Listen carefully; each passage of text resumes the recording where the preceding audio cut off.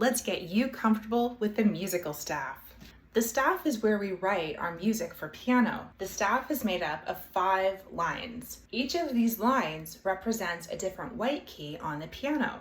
These are what line notes look like. Every note is centered perfectly on the line. But we can do more than just this with our musical staff. We can also use the spaces between the lines to write our notes.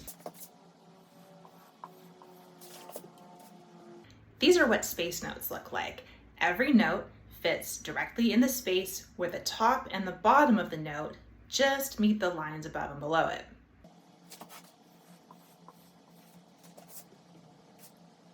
These are what the notes look like when you arrange them in order from bottom to top. It goes line note, and space note, all the way up to the top of the staff. Why is it important for us to know what the notes look like when they're lined up next to each other?